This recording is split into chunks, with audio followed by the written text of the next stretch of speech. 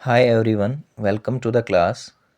आज मैं class 10th से अर्थमेटिक प्रोग्रेशन का 5.2 एक्सरसाइज से क्वेश्चन नंबर 1 का पार्ट नंबर 3 जो है लेके आया हूँ। तो इस टाइप के क्वेश्चंस को करने के लिए हमें एक इम्पॉर्टेंट फार्मूला की नीड होती है। तो पहले तो मैं क्वेश्चन आपके लिए रीड करूँगा। ए यहाँ पे दिया हुआ नहीं है, D-3 है, N 18 है और AN-5 है।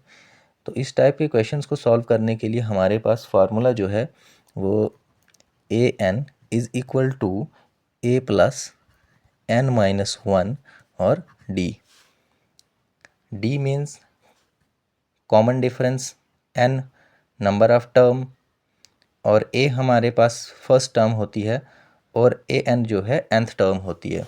तो इसको सॉल्व करने के लिए हमारे पास कुछ वैल्यूज़ दी हैं और कुछ नहीं दी है। हमें ये वाला A फाइंड करना है।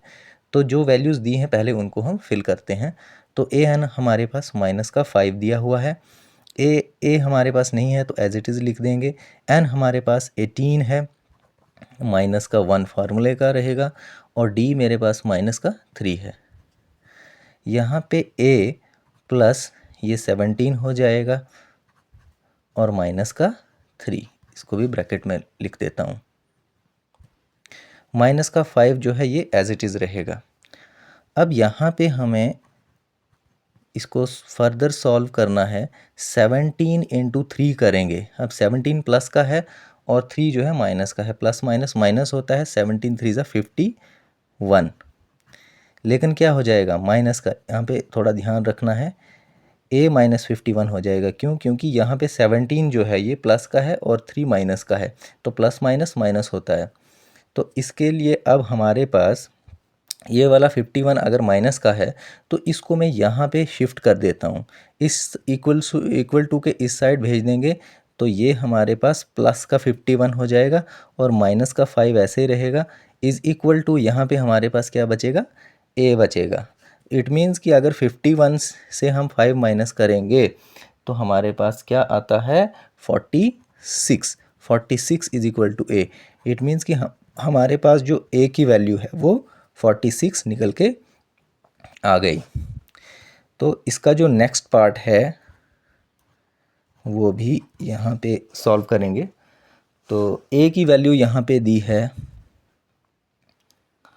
-18.9, -18.9। D यहाँ पे दिया हुआ है 2.5 और N यहाँ पे जो है हमें फाइंड करना है और AN की वैल्यू यहाँ पे दी हुई है। हर एक क्वेश्चन में थोड़ा सा अलग होगा, कहीं पे AN दिया है, कहीं पे AN नहीं दिया होगा। तो हमें अकॉर्डिंग टू सिचुएशन जो है क्वेश्चन को सॉल्व करना है। तो let us do.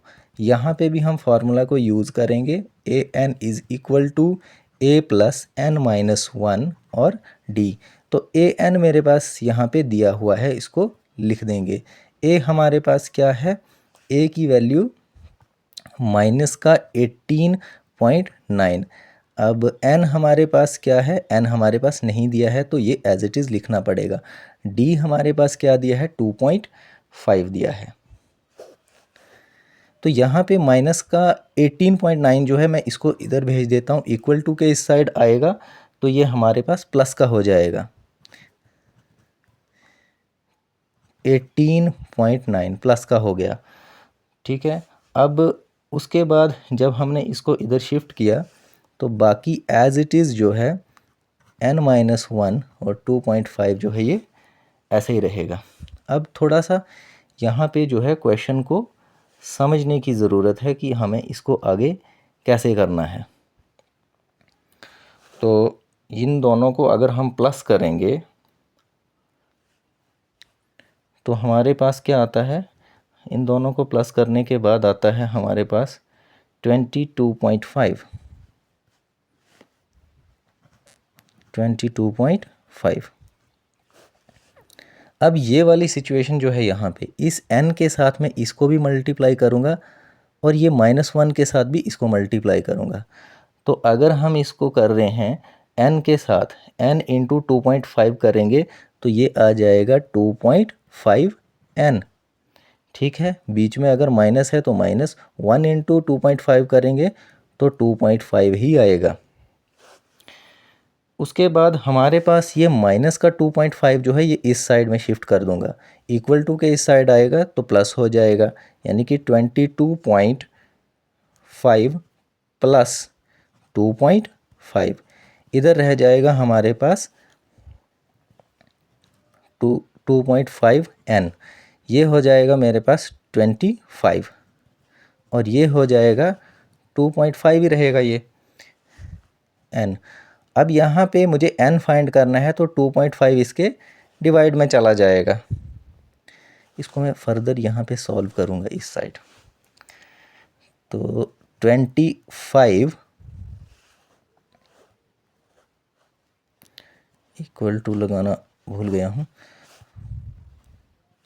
25 divided by 2.5 is equal to n। अब ये कैसे होता है, ये n जो है ना यहाँ पे इसके साथ 2.5 जो है मल्टीप्लिकेशन में है, जब ये साइड चेंज करेगा तो 25 के डिवाइड में चला जाएगा, ये होता है। इसको कहते हैं ट्रांसपोजिशनिंग मेथड। हम ट्रांसपोज करते हैं, ट्रांसपोजिशन मेथड में चीज़ों को इधर से उधर इक्वल टू के उस साइड लेंगे तो उनके साइन भी चेंज हो जाते हैं और उनका जो मल्टीप्लिकेशन होगा तो डिवाइड में चला जाता है। इस चीज़ को हमने समझना है।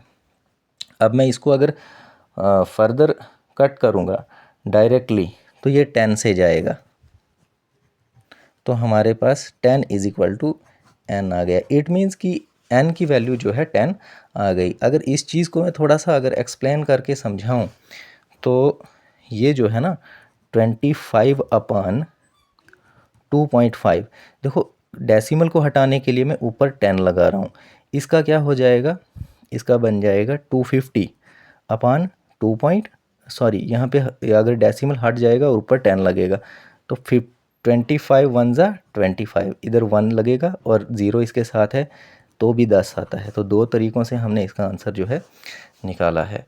तो आप देख लीजिए, बहुत इम्पोर्टेंट इन्फॉर्मेशन है इसमें। तो आज के लिए इतना ही।